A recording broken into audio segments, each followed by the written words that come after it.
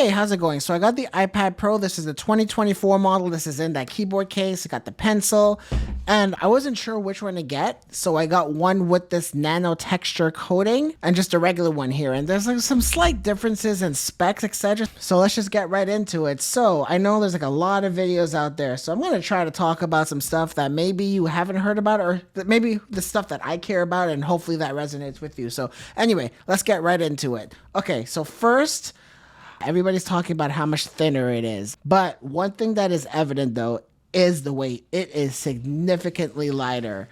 I actually enjoy carrying this around now. I mean, of course, by the time you slap on this gigantic folio keyboard case, all the magic goes away from it. But I mean, it is a nice case though, and I'll spend a little bit more time on the case itself, but I'm just talking about the physical iPad itself now. It does come in the space black color and also the silver color. The space black one, which again isn't like completely black. I mean, but this Razer Blade 16 is black. But anyway, and one thing that's kind of cool in terms of the camera, they're borrowing a bit from the iPhone in terms of having the aluminum itself raised up here, and that becomes a part of the camera bump. So it's just one piece of material. It does make it seem a little bit more high quality. When I saw the announcement for Apple, man, Apple's really good at generating hype for their products. So when I went in there, man, I was like, I had to order this. So I ordered the 1 terabyte model, which I don't need, but I really wanted this nano coating. And then I kind of went down the rabbit hole and I got the new Pencil Pro, which again, I don't really need. And then before you know it, I ended up getting this new keyboard case too. And I'm at like $2,500 now. So the big thing here is this display. And since I have them both, let's talk about them and let's go through the differences. So I spent a lot of time pixel peeping both of them to see if I noticed much of a difference. I was really interested in this nano texture glass, but now that I have them both in hand, let's talk about the differences. So I will point out that the regular iPad already has good anti-glare properties. So it's more similar to like the Galaxy S24 Ultra more than it is towards the iPhone, which is insanely reflective. But after using them both simultaneously, I think getting it without the nano texture is by far the better decision. This ends up looking just like a typical matte coating. Apple isn't doing anything fantastic or anything unique in this space. Everything about a matte coating screen stands true. So yes, when you're looking at reflections, it does combat it really well and it disperses it across the screen. But then as you can start to see, those beautiful black levels go away, and now this just looks like a traditional IPS screen without any type of local dimming or anything. The black levels are just gone. And on top of that, one of the issues with matte coatings is you get like a dirty screen type of effect and things don't look as sharp, and I definitely see that. It looks like a dirty, oily mess. It actually does look like my iPad is dirty and oily. I don't know how much you'll be able to see that on camera, but it looks like a typical matte screen. Glossy screens always look more vibrant and sharper, and the same holds true here. I mean, I think there is a market for somebody who really, really hates glare, but honestly, these screens get bright. This gets up to 1,000 nits in just regular viewing conditions. That's more than bright enough to combat any type of glare that you may throw at this device. So after using them both side by side, I think the winner absolutely is to go without the nano glass coating. And one thing, because I'm actually buying this stuff with my own money. I'm not worried about Apple sending me products and then having to maintain a relationship with them. I can just say whatever I want.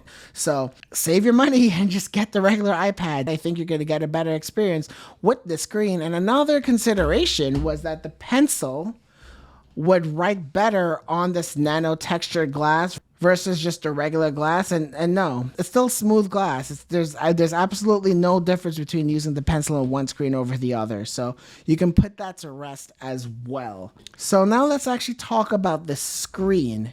It is OLED, and this is a first. If you guys look at my other videos, you know that I spent a lot of time on displays on all of my devices, and I'm going to try not to spend too long on this one, but This is an amazing screen. There's been nothing like this ever done before, at least not to my knowledge. So you probably heard the marketing buzzwords before. Tandem OLED. This is essentially two OLEDs stacked on top of each other. That's why you're able to get 1,000 nits of constant brightness. This Razer Blade that I have here does have an OLED screen, but the max brightness only gets up to 460 nits, and even with HDR, it could maybe push like 600 nits, etc. And then at certain HDR portions, it can probably get up to 1,000, but it's only like a small window on the screen, not the entire screen. Because this uses two different panels, I guess they're able to just pump both of them, and just you're just able to get it a lot brighter. I mean, as you can just see the difference between these two here.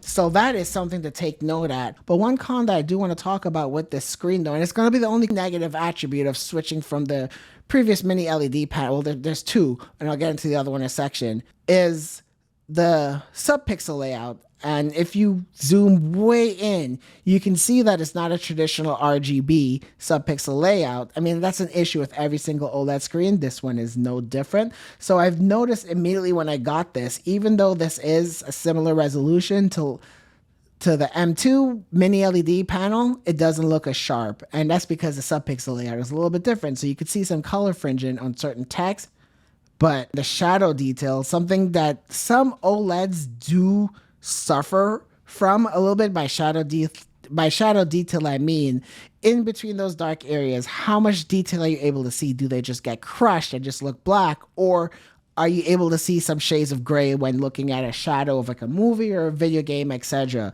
And this OLED panel does, I think, probably better than any other OLED panel I've ever seen. It looks as good as some of those IPS panels.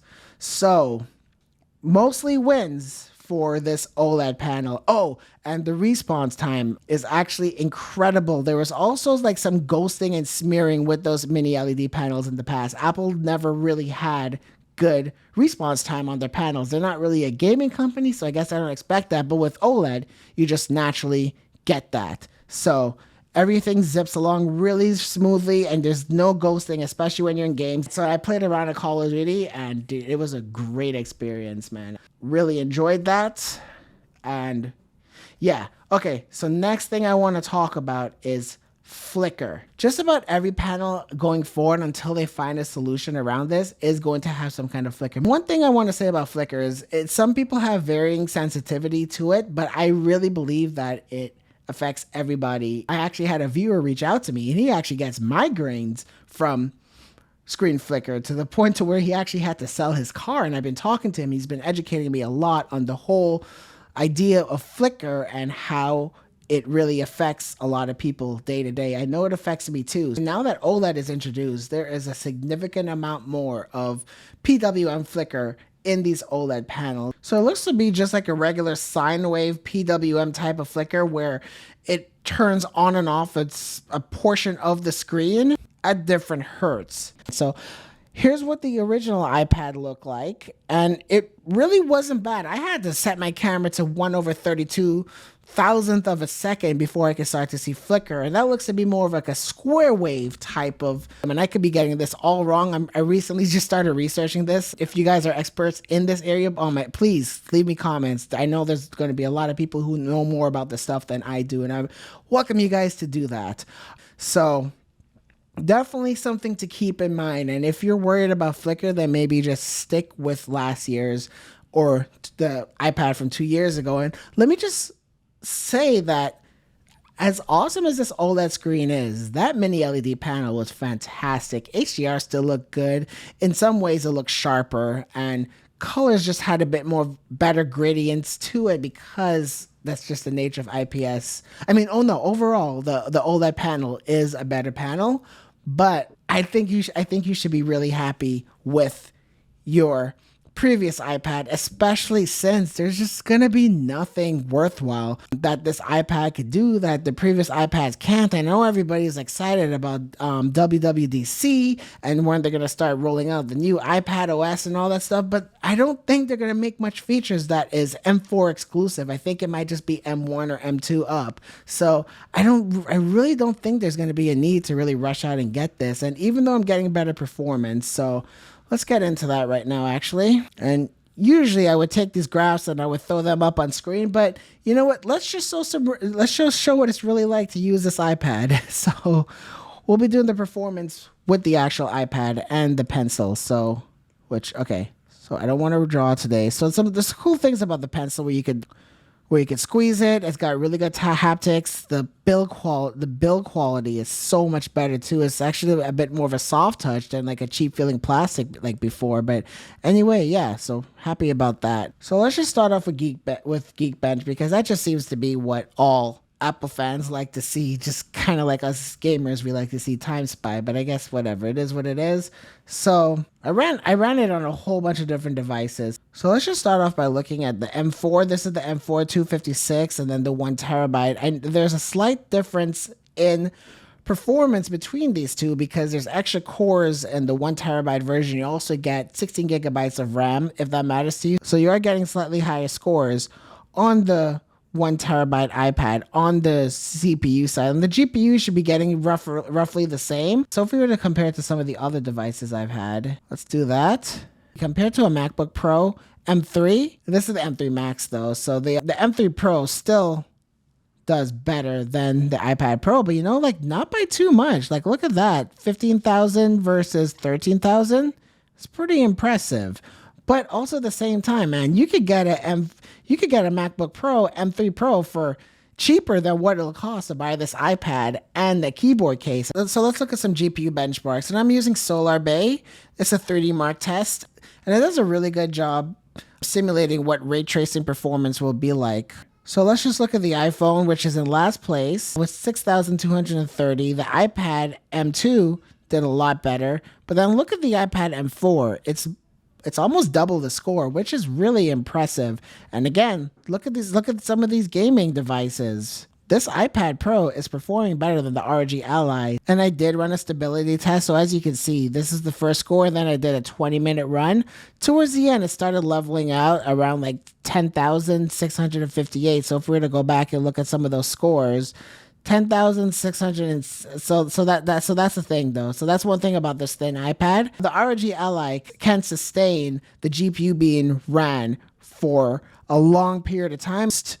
And you won't get much reduced scores as you would here the longer and longer you run this, because as this tablet starts to overheat, especially how thin it is, you will start to throttle. So at the end of the day, if you're playing like a long-term COD Warzone session, after like 20-30 minutes, you're going to start to get performance similar to like what you would get from like one of those Windows-based gaming handheld. And I'm just talking from a gamer's perspective because that's a lot of the type of videos I tend to make.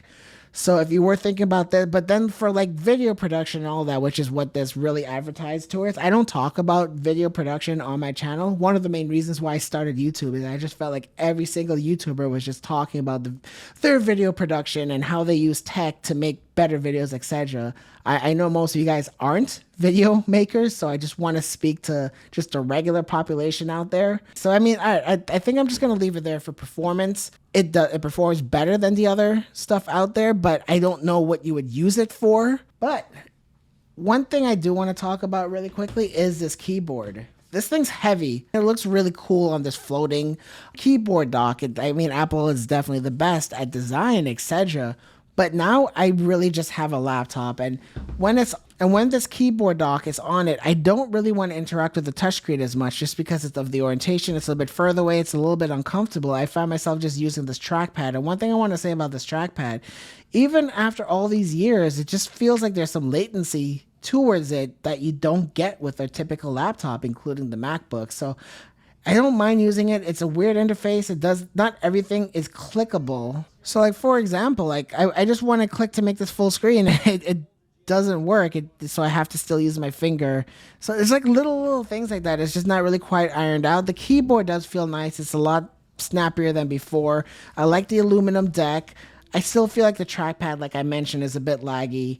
It just in terms of the input latency. And then one thing, when you're using this like as a laptop, the center of gravity is makes it kind of back heavy. So like when I'm using this on my lap, it is constantly tipping over. It's not really comfortable to use, man. And it just adds extra weight to the iPad to the point where when you have something like this, I got it. I know I know I keep saying this. And if you have an iPad and if you chose an iPad over something like a MacBook, please let me know in the comments. I'd love to hear from you. But when you're left with something like this, I just keep asking myself, like, why not just get a laptop? Like, I can get like a ROG G14 or maybe that new HP Omen Transcend 14, and I can game on that thing, and I'll spend about the same amount of money, and I'll get a better experience out of this. If you go the Mac route, you can get a MacBook Pro, even a MacBook Air for like $900. That's just gonna do more than this. It's just too expensive for what it is. And I know I keep saying that. And when I got my previous iPad Pro, I paid like $500. So for like $500, I felt like that was a good deal. I would use my iPad maybe like once a week for maybe 2 hours, or maybe once every 2 weeks, realistically. More realistically, actually. So I felt for like $500 over the 2 years that I had it, I feel like I can justify that purchase. But especially with this $2,000 machine right here, and then plus this keyboard deck. I'm looking at $2,500 if I go with the 1 TB version. And even at the base level, this is $1,200. Plus, you got to get a case for it, and those start at $100. And if you go with this keyboard case, that's another $350. So you're looking at almost $1,500 to get this thing up and running after taxes. So I just feel like it's just too expensive for what it is. I don't really see the value in it, to be honest. And I felt this way about iPads so long. So I mean, look, if you turn on this video because you wanted an iPad, and if I haven't convinced you and you still want to order one, go get it. You might enjoy using it. I mean, if you have a lot of expendable income, then especially, yeah, go for it. Or if you're an artist and if you actually require an iPad to generate income, then you're not even watching this video. You already made your decision. So I have a lot of devices that's battling for my time. I have a Steam Deck, my gaming laptop, my phone too, and just in the grand scheme of things, my iPad Pro is in last place in terms of usage, but it's actually one of the most expensive products I have out there that's not my gaming laptop, and that's also my work and editing laptop too. So, yeah, that's just how I feel about the iPad overall. Great product. I just don't understand where it fits